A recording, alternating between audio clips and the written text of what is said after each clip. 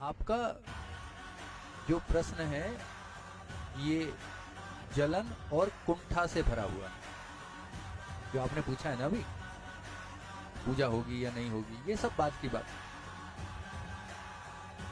आप पहले उस जमाने में किसी ऐसे व्यक्ति के होने की कल्पना कीजिए।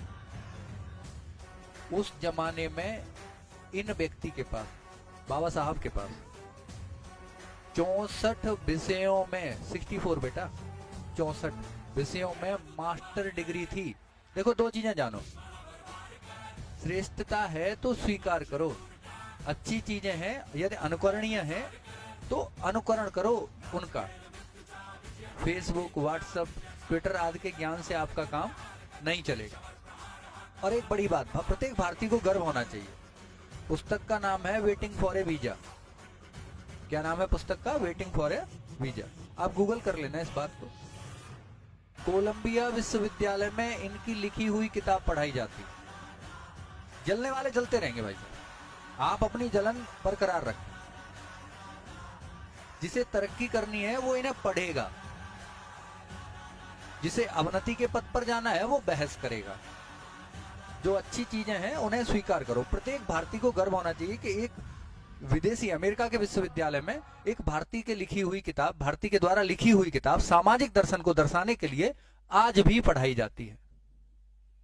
9 भाषाओं का ज्ञान था और आपको क्या ज्ञान है? लिख दूं, डाल दूं फेसबुक पे।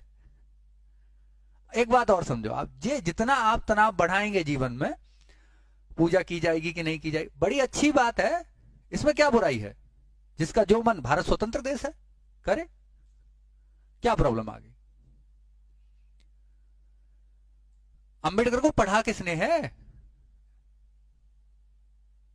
आप उनके बारे में जानिए, नहीं पता कौन सी किताब कब लिखी, क्या है उस किताब में, नहीं पता। लेकिन फेसबुक पे भाषण देने या कम्युनिटी में बैठ के उल्टी सीधी बातें करनी है। और आपको लग रहा होगा एक ब्राह्मण के मुंह से ऐसी बातें सुनना आपने उम्मीद नहीं की होगी। लेकिन यार एक बात तो मानो, आज आप इतनी सुविधाओं के होने के बावजूद वो नहीं कर सकते जो उन्होंने कुछ न होने के बावजूद किया था।